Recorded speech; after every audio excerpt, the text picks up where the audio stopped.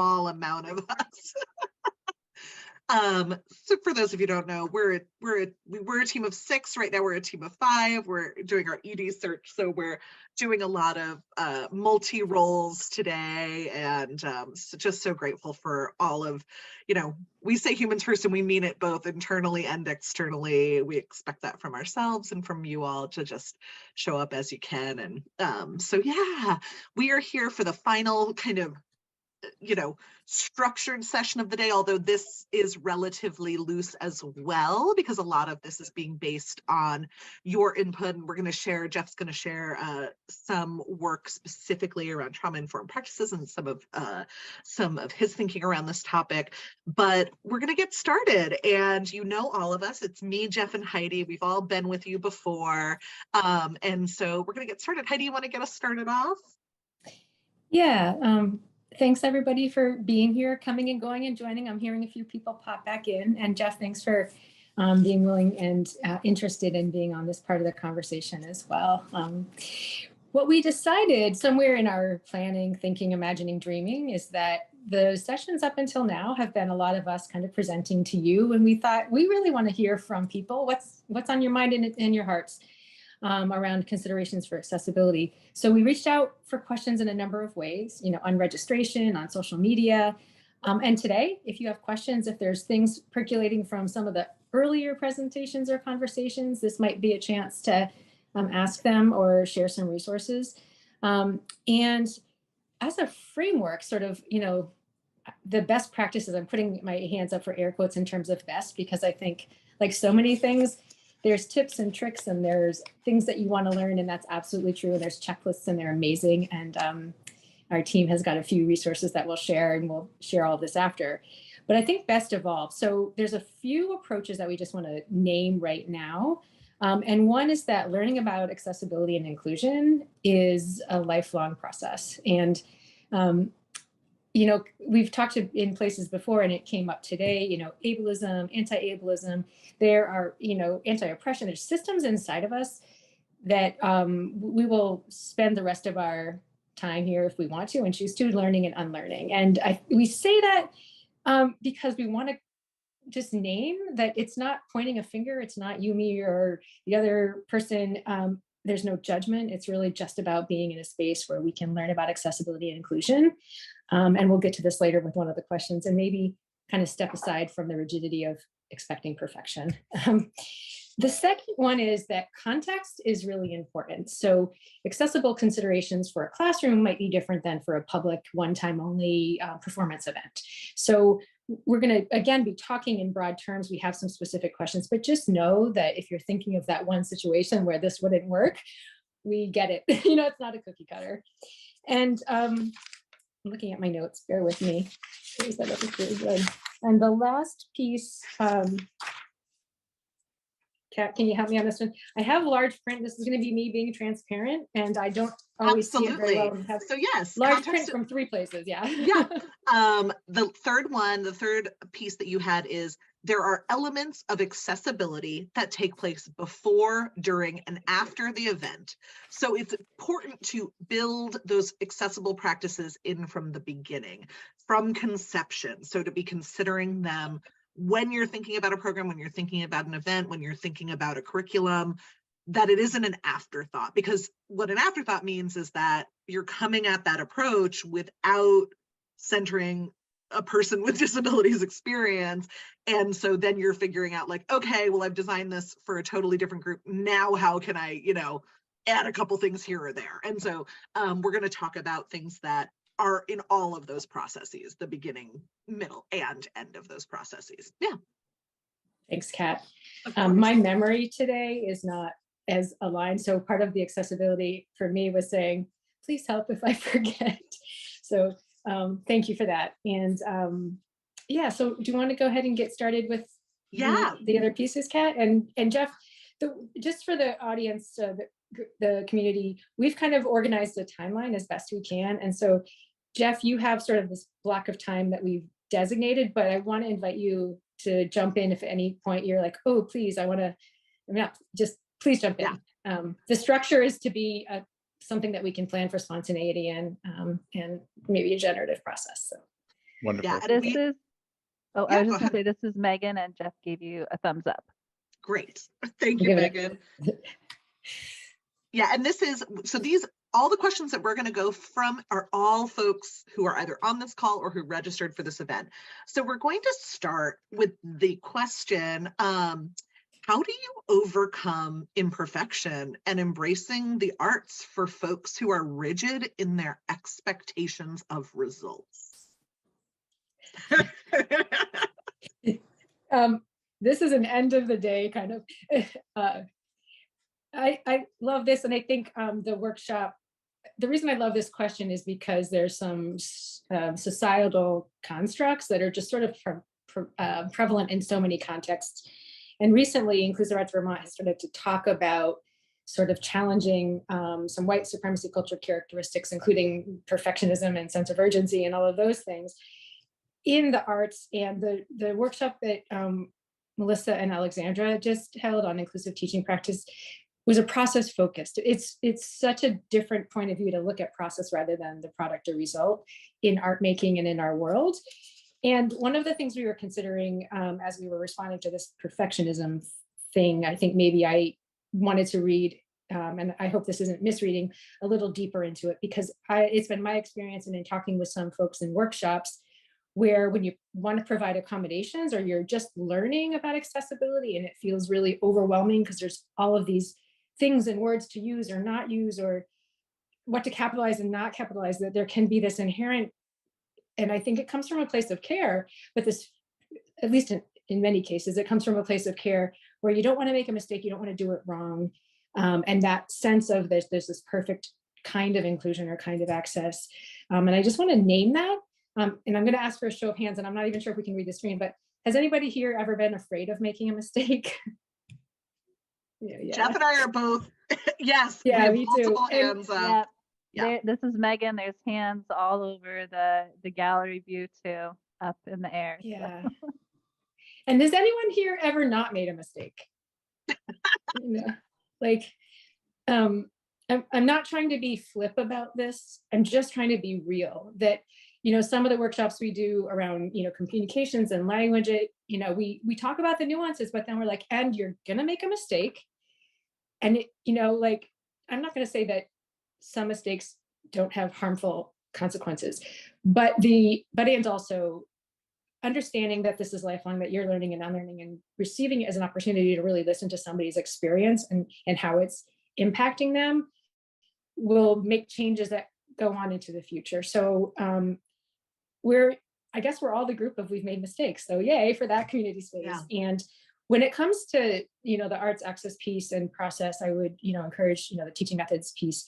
And then I really invite us all to think about accessibility as a creative process. Accessibility inclusion is one of the, beautifully creative process that as artists and educators, as humans, like that there's something that we can contribute to, and there will always be more to learn and likely more to unlearn. But the relationship part of that is also really important. So, all right, I'm aware of time. That's my monologue. I'm done. I want to offer something from, and I know that this isn't the direct question, but I know that this came up as we were with our artist panel, which is talking about grant writing and funding, because I think results can come a lot when you're thinking about grant reporting. A lot of folks want results, and that's, you have to kind of prove what you did.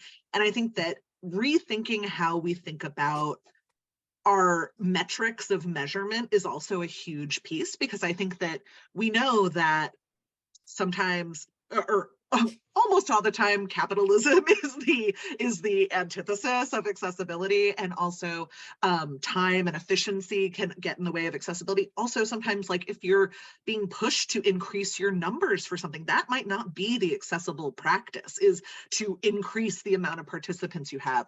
So we use results-based accountability, which allows us to say, yeah, here's how much we did, here's how well we did it, and also here's who's better off from what we did. And so it's data, but it's also anecdotes, storytelling, first-person accounts of what that meant to people in their world and in their lives, and how that impact is going to move them forward in their creative journey, in their educational journey, in their journey of belonging in a community.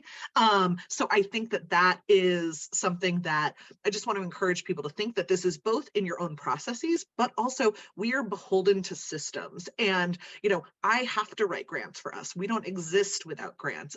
But how can I employ some of these practices to shift those systems from within? So how can I change the way we're thinking about impact and telling the stories of impact? So that's just something I want to share for that piece. Yeah. Can I jump in here too? This is Alexandra. Sorry. I think this comes up a lot for our teaching artists and for myself as a teaching artist when we're in schools. And a lot of times teachers have this expectation of what the student should make, and they see it as a reflection of what the teachers are doing. They're like, I want a pretty picture I can hang in the hallway so the principal will think I'm doing a good job. That's almost like a direct quote that I've gotten from teachers. And we use that same kind of noticing and observation and storytelling with the teachers of like, yes, and also look what your students are doing, look what they are creating, and look what they've, I don't know, whatever, like we point out the stories to them, because it's just doing the systems change bit by bit, day by day in the trenches in the schools. Yeah. Great. Heidi, I wanted to go back to one piece. This is kind of when you're thinking about accessible programming and all of that, we talk about how there is, if you're going to do one single thing, Heidi, what is it? Yeah, and I laugh because it's one thing. And Jeff, I'm going to ask you either now or later if you have one thing. True. But so I encourage people, advocate to include the question mark accessibility symbol with contact information. So if you're doing an event, a public event, any event, who can somebody call, contact, email if they have an accommodation request?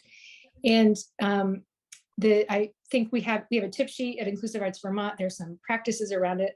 We suggest a name of a human if you can do that, rather than some info or sort of just general email. And then 2 ways to communicate, which again is about not assuming that people communicate in the same way. Sometimes it's helpful to have a deadline because in the before, during, and after planning, some accommodations take time to coordinate and plan for, different than being in the moment. And the access symbol is a question mark. I think there's a visual on the screen now. I'm aware that in some social, I'm just going to say one more thing and then invite you to describe it. That in social media, that it doesn't always translate really well, the graphics, some sort of technical thing. So a workaround is to just put in all capital letters, accessibility, and then, like a colon, so people with disabilities know where to look. For somebody like me who uses visual description and other things, it is such a rare, seeing the question mark symbol and contact information is so rare that it stands out for me now. And I really would love for it to be just a standard practice of, we're thinking about accommodations. We're not going to offer this whole menu, but we want to meet you halfway, if you will. And if you need something, this is who to call. We want to take away some of that emotional labor that many people with disabilities have to think about before they show up for something. Are my needs going to be met? So, yeah. Great. And just quickly, what I'm showing on the screen is basically the flyer for this event, which it's the flyer. There's a mural on the top. It says Arts Access Summit Day-Long Virtual Conference. And at the bottom left corner, it says for access needs, contact Heidi, Heidi's email, or a phone number. It also has the access symbol. It says that we'll be doing verbal description. It says that we'll have open captioning, and it says that we'll have ASL, and it has the symbols for those. So sometimes if we don't know ahead of time, what we're going to need, we won't put those, but we'll put the access symbol knowing that we are willing and able and wanting to provide access for folks that that are attending. So great. Yeah. So that's our one thing. Jeff, do you have if you're going to do one thing, do it. Yeah. Well, what I would add to what you both said is, also be upfront about the limits that you have as an organization or as a venue or even as an individual hosting public facing engagements or programs.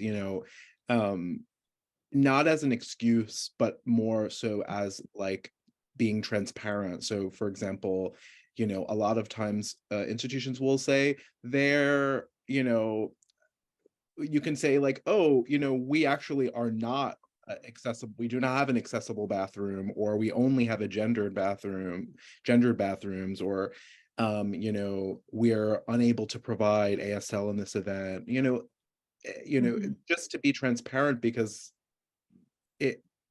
people, we're dealing with people. We need to be transparent. That's all I would say. So even when even when things aren't necessarily as accessible as we would like them, to be transparent about that as well, and that that's a practice of keeping ourselves accountable. Thank you. Awesome. Yeah. Thank you, Jeff. And also, just while we're talking, feel free to put anything in the chat, any questions that are coming up for you. Okay, this is going to be funny because we're going to totally change directions. So this is, if you have an event, especially a digital event, what's the recommended length for break times? Yeah. I love this question, and I think it varies.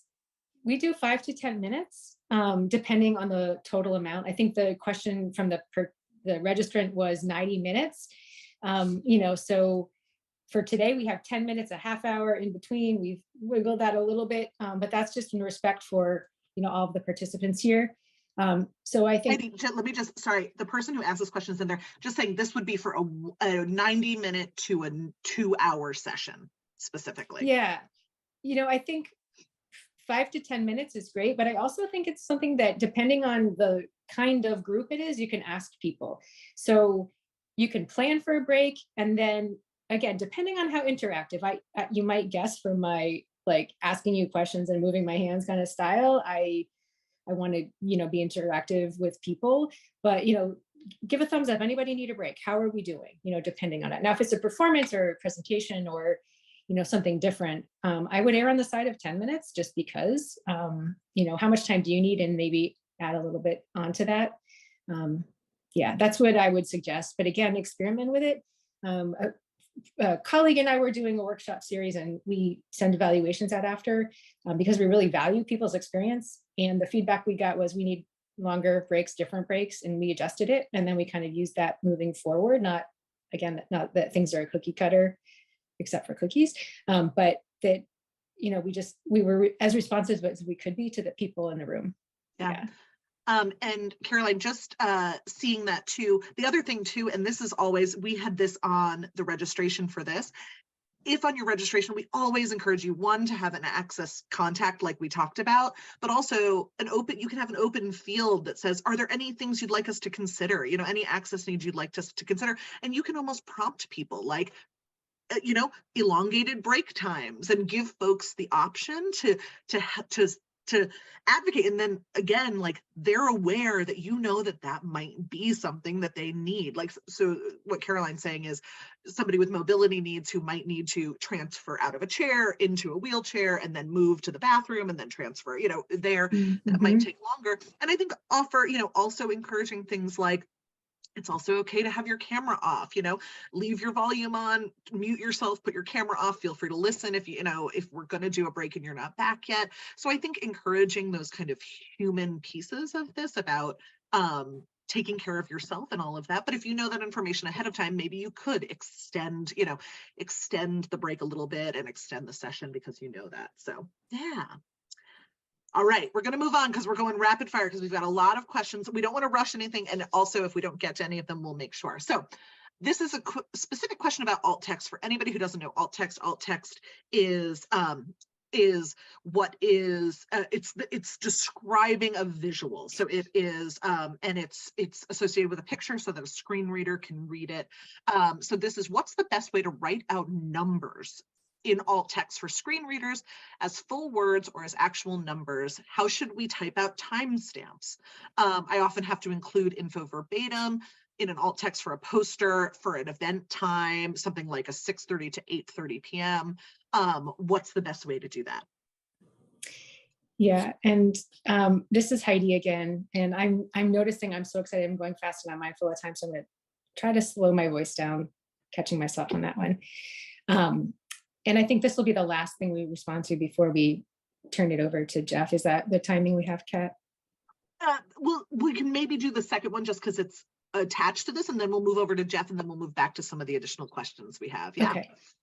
So I really appreciate this question, because what I'm hearing behind the detail or sensing behind it is the real desire to have the access feature that you're working with be something that's usable on the other end. And that for me is just really, really important to name and note.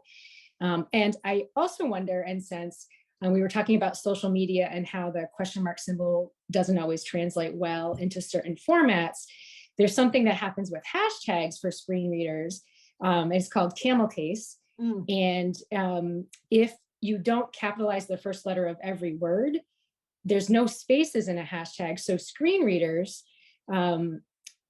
and what essentially screen readers do is it reads things on text with a speech software for somebody who has blindness or low vision or some learning disabilities can access the information through sound. But the screen readers try to interpret what they're seeing, and spaces generally indicate different words.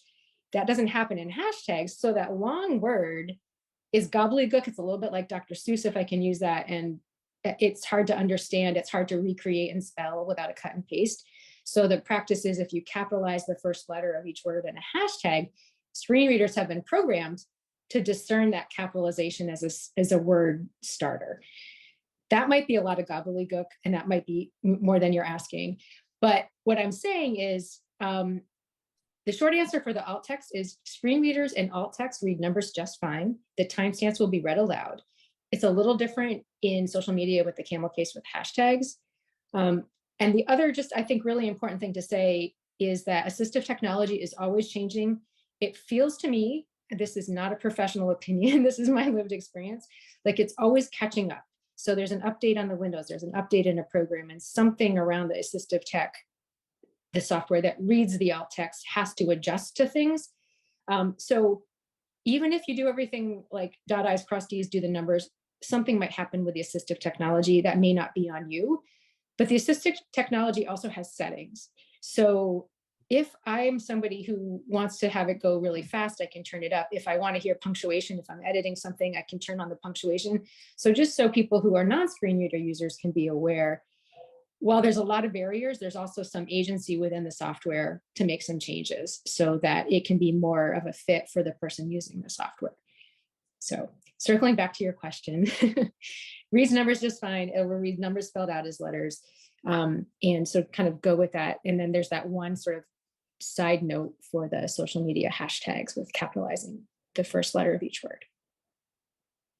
And she's specifically asking about with like a colon, like somebody, they'll understand the colon in like if it says like 8:30, it'll read that. Okay, great.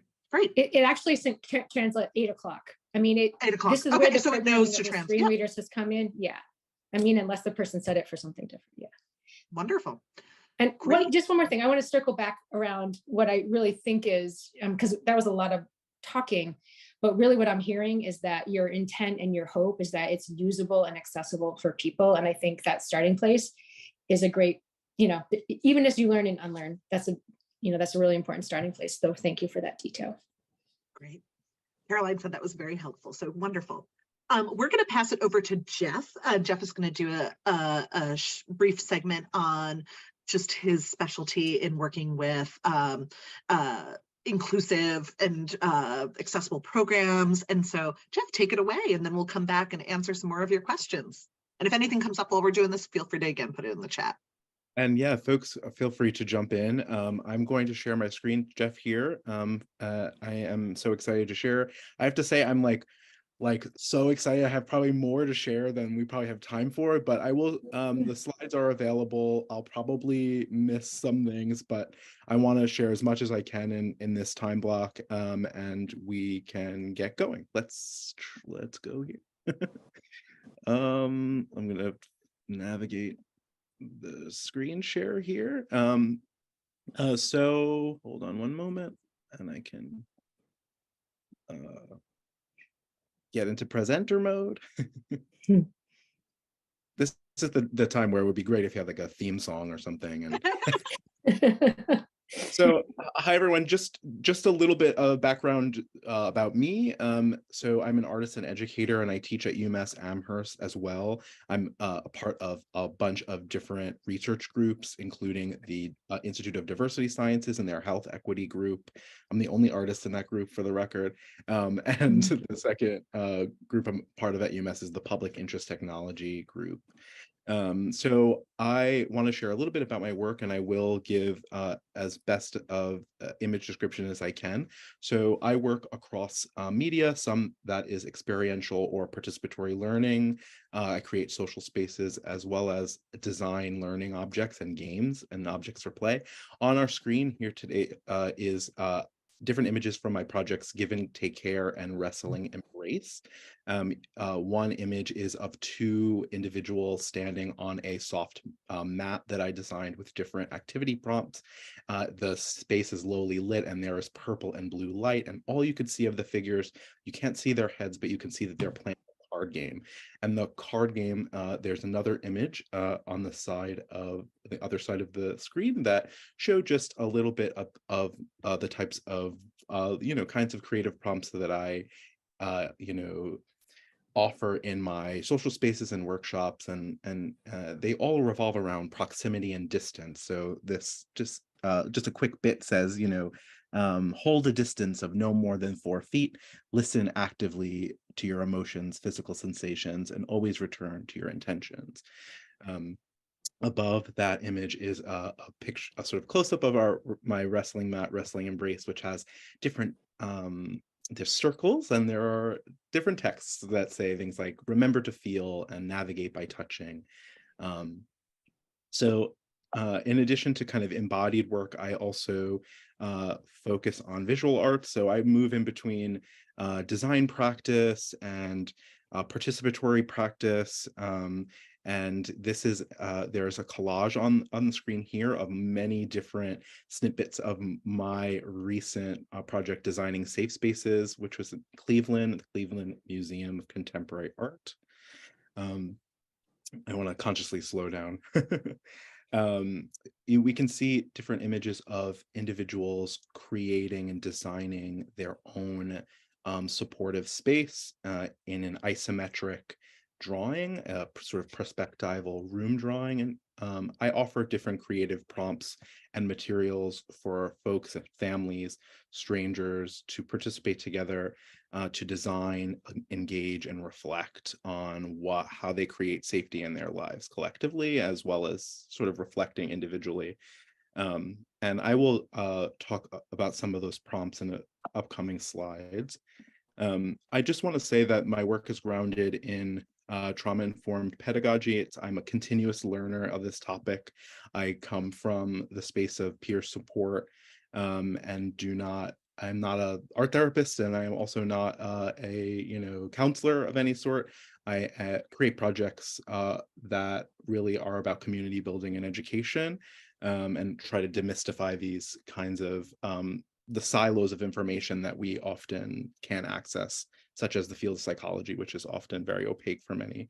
On the screen is a definition of trauma that I just want to, briefly read, which is my definition, but there are many definitions, and we can, these things will change. There are many arguments around how to define trauma, but as it relates to my work, trauma is described as an event or series of events that are stressful enough to leave a person feeling overwhelmed, helpless, and profoundly unsafe. How an event affects an individual depends on many factors, including the characteristics of the individual, the type of event, developmental processes, the meaning of the trauma, and social and cultural factors as well. I'm going to sort of pull apart different aspects of my work along the framework of trauma-informed care. And on the screen here are more than 6 words, but 6 topics that are adapted from the Substance Abuse and Mental Health Services Administration's guidelines for trauma-informed care. And what I'm doing in my research and in my art practice is looking to sort of bake this into arts engagements, and also translate this trauma-informed care for visual arts, because there are some aspects that don't align fully. So on the screen, we see the word safety, we see the phrase trust plus transparency, peer support, collaboration and mutuality, identity affirmation, and empowerment. I will talk briefly about how these different kind of bigger picture or frameworks or concepts can embed themselves into arts engagements. So we're going to start with safety. So we can do a lot in our arts facilitation and organizational practices to central support. A lot of this we've been talking about today, which I'm so excited about. So I just want to kind of explicitly go over some points that might be helpful for folks. You know, when we're thinking about centering support, we want to offer predictability, consistency, and ritual.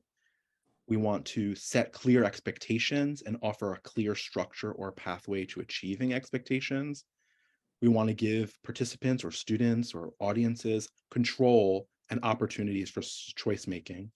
Offer low risk participation options or multiple entry points. Consider the pace. Don't speak as quickly as I am right now, I know. And really consider the strength of allowing participants to process and engage in dialogue on their own terms. And we must be affirming participation in all of its parts. There's so much that I want to share, but if I could share one thing about sort of engaging in a trauma informed sort of session, or working in a trauma informed way, is really to consider how we structure our engagements themselves, and considering the beginning and end to an engagement. So on the screen here is a diagram of how to go through an arts engagement session from beginning to end. And it describes what a window of tolerance is, which is a term used to describe the kind of zone of arousal when someone is actually the most able or effective in to participate in a learning environment or in an art experience. So often the window of tolerance is the opportunity to really go into more of the maybe tougher topics and more of the expressive topics, but we really should be thinking about kind of bookmarking the window of tolerance, bookmarking our workshop or event with low impact activities or topics. So I like to think about gradually ascending, like, hi, hey, how are you? Let's, how was your day? Like, what is, what's going on in the space? How are we feeling? What are things we want to share? Maybe free drawing activities, sort of increasing emotional intensity, and then having a period of time where we may be getting into tougher topics, and then sort of gradually descending into emotional intensity. So we want to begin with low impact topics and end in low impact topics. So this may be, say we have an hour for a workshop or an hour for an event, right? That window of tolerance may only be 10 minutes, and that's okay, right? So we need to be able to on-ramp and off-ramp big feelings. I don't know about anyone else, but sometimes we walk into a classroom or an art space and like really not so great things have just happened or recently happened, and we carry that with us to the space, which impacts our participation in the space. So building in opportunities to acknowledge that and sort of have opportunities to move through that is really important.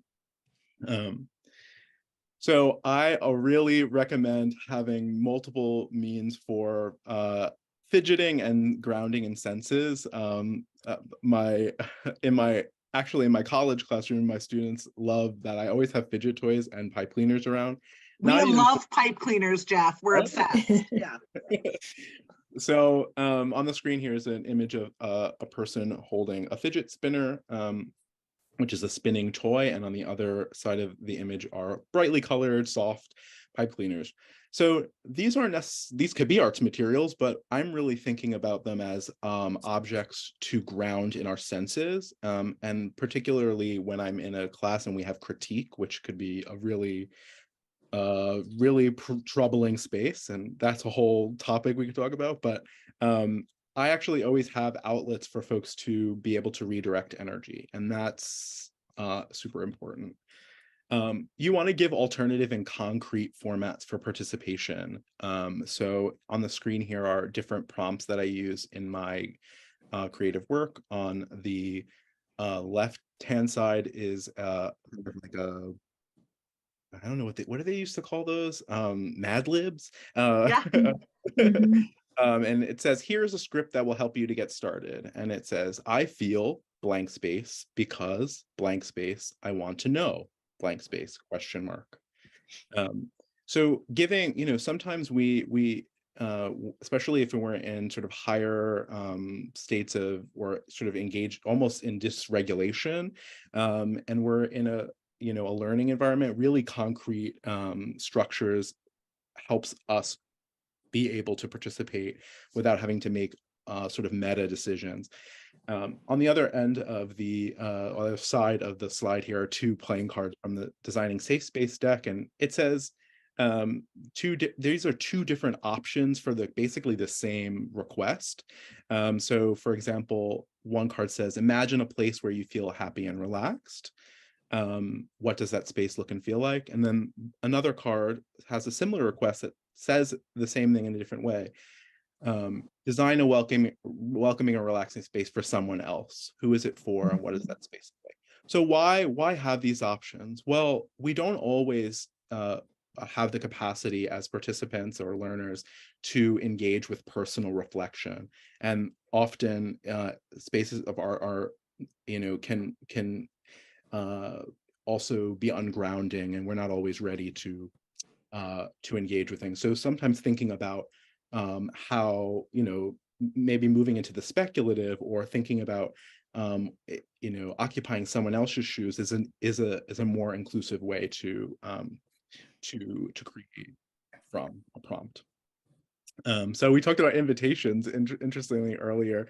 Low impact creative invitation. So the cards were an example of this, right? So you want to offer different but equally authentic roles in the activity. You may want to also offer simpler sets of expectations that are still in alignment with the overall goal, and offer a tangible tools to use to complete the activity. So big concepts around like, what would it be like if, maybe way too big. So bring that down into concrete, like how would you design this room? Or if you had these materials, how would you use them? Have places to opt out and hide. This is an example of my comm cube in one of my exhibitions, which is like a big cube. There's an image of a person that's blurred moving into sort of a cube that is covered with kind of soft fabrics and pillows. Have a place in your spaces of learning or your arts engagements where people can be away or even hide, because participation looks different for different people, and sometimes we can be in public, but we don't want to be in the public eye. Prioritize consent. I bake this into my work. When you are working in embodied practices where you are engaging with another individual, things like eye contact or physical touching, offer options for engagement that don't center those approaches. These things can be very difficult for many people, myself included. And you want to make sure that you're also prioritizing an individual's agency in how they participate in a situation, especially if you're working on group collaborative or engagements that involve people working with each other, maybe who don't even know each other. Let me know if I'm going wildly over time. I'd say if you want to do like we're kind of at that end-ish. If you want to do a couple more, then go, and then Heidi and I'll hop into some other questions. So great. And just for our interpreters, we have you both on, so feel free to switch whenever you're ready. So we just got only through like one concept, which is safety, right? So we also have trust and transparency. You want to offer content warnings. I won't go into the full description here, but I'll move into an example. You know, you want to give folks a sense of what they're going into, and what kind of content you might be engaging with. I don't explicitly engage, even though my work deals and involves working with other trauma survivors. We don't actually always go into the nitty-gritties of personal abuse or trauma, but if you are, or you're showing artwork, that is, to really be transparent about that and offer resources for folks who might want to, who need to help themselves in other ways. There's so much more to add. I should probably just end it there, and you can look at the other slides on your own. And Jeff, there is interest definitely in the chat that people would love to have access to that full slide. So we'll make sure that all of those go through, because Jeff, yeah, you're absolutely brilliant, and hearing from you is amazing. So yes, so everybody is like, yes, please, more from Jeff. Jeff, we're going to bring you on next time to do like an entire day of learning with us, which is amazing. So yeah, we will pause for a moment, but know that you will all get those resources from Jeff, those expansive resources. And I told you I get excited. We all, I know, and we're excited too. I'm like, oh, what? We've got to talk? Yeah, because you're brilliant and all of those things. And Jeff, also, you're here. Feel free to participate in any of the other pieces that we're going. And a lot of these are, you know, are what you're talking about. Absolutely. And we do have some specific questions. So I just want to go in and just share some more of the questions. The other thing I want to say too is we'll take a quick break, but the session after this is like an informal networking session. So some of these questions, if we don't get to them, we can also explore them during that session. So feel free to come to that. And, you know, that's time to introduce yourself, but also talk about some of these things. Okay, great. So I think just because I think this carries over a lot from what Jeff was speaking about, I want to bring up just somebody talking about sensory sensitivity in arts participation.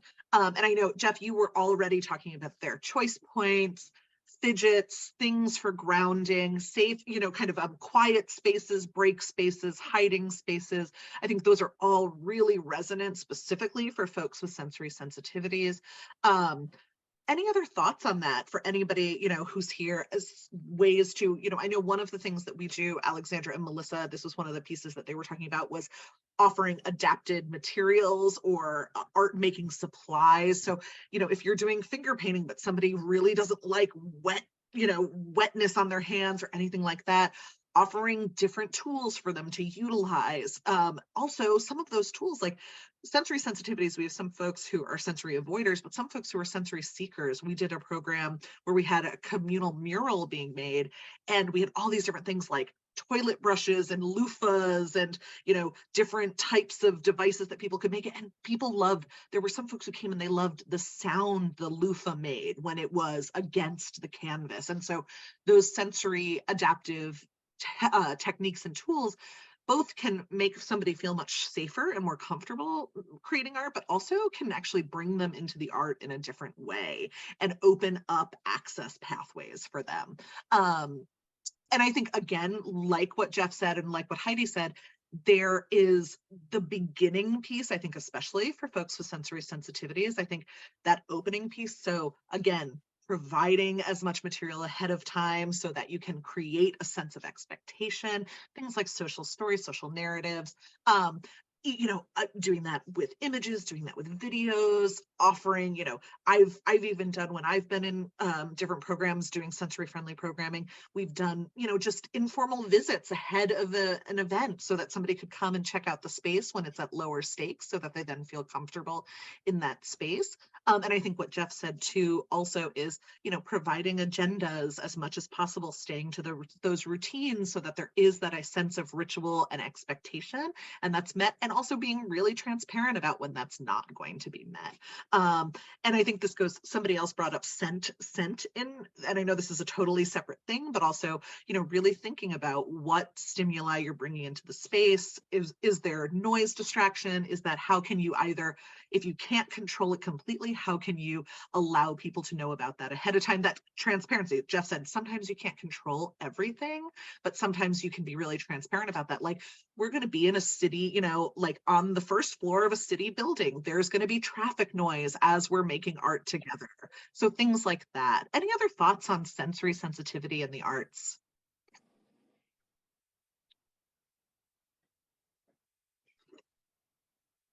Hi, I have something to add. Yeah, go for it. Okay, this is Whitney speaking.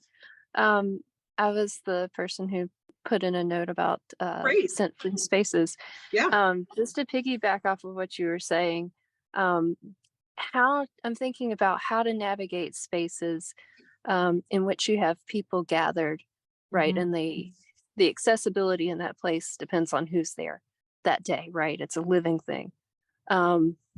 But how to navigate that when you have folks who get reactions, sensory reactions, difficulty breathing, that kind of thing, with scent. But then those scents are often brought in by other participants in the space. And so it involves this cooperation of sorts sometimes, or maybe the person who is fragrance sensitive just avoids the space altogether. Just thinking about how to navigate spaces like that. Yeah, can I speak to this one? This is Of Alexandra. course. So I have multiple chemical sensitivities and fragrance allergies. The thing that I deal with all the time. And the pandemic was awesome because I never had to go anywhere and get allergic reactions to everyone else's fragrances. Something that we do is put out messages ahead of time that we're inviting people and asking people to avoid the kinds of fragrances that they can avoid. I understand I can't change everybody. I can't make everybody switch laundry detergents and all their hair products and all their lotions, but I can ask them not to apply additional fragrances. So we kind of put that out ahead of time and put that at the door. But yeah, I mean, the other option is what you kind of said was like exclusion, which isn't awesome. You know, the other option is I just don't get to go. That doesn't feel great to me. So I'm thinking about how we can do that with that kind of like know before you go stuff. And Kat, I see you want to say something. I also have something else to say about a different topic about sensory art, but I'll come back to it. And also somebody's talking about ventilation. So I used to work in theater as well. And again, like I said before, often capitalism and efficiency and profit are the enemy of accessibility.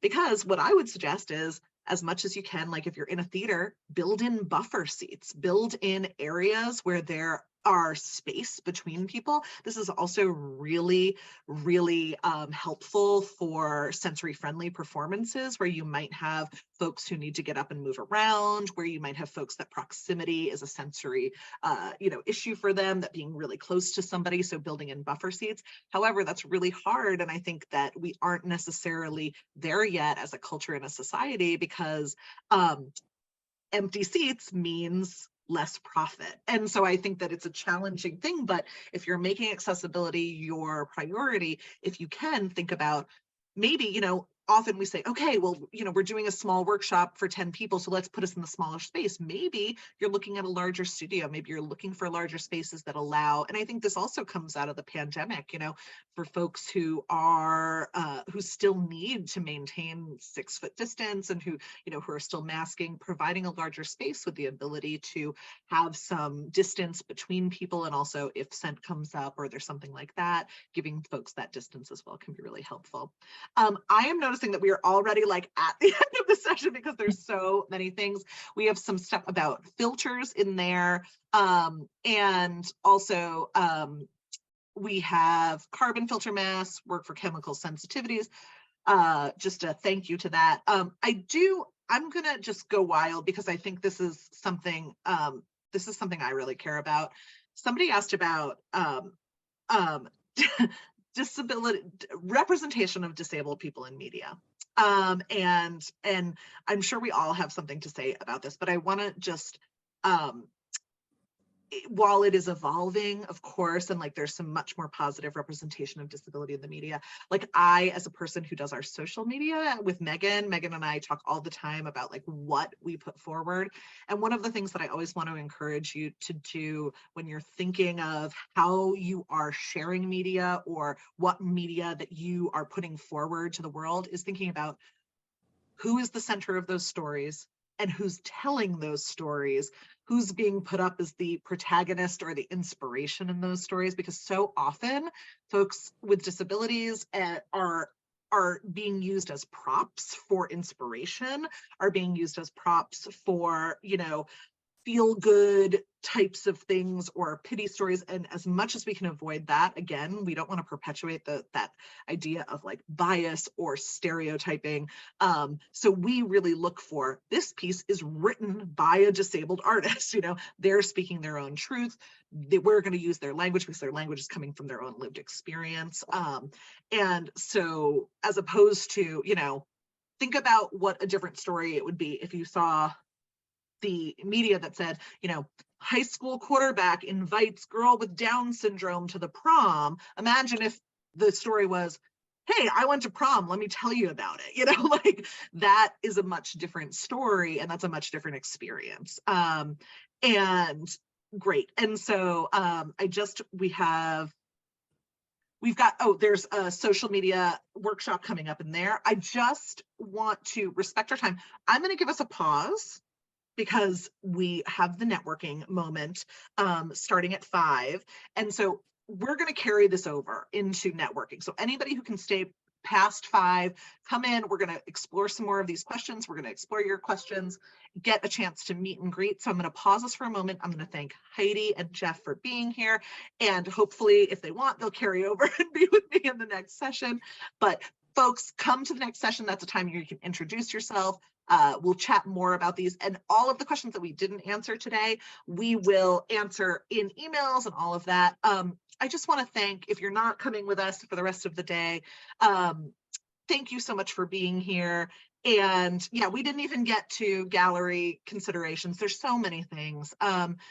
But we're so appreciative of your time here. You'll be hearing from us, and we're going to take a 5-6 minute break, and then we'll be back. It is the same link, so just stay on, and we'll be here. Yeah, Heidi, go ahead. I'm going to suggest a 10-minute break just for the captioners and ASL. Great.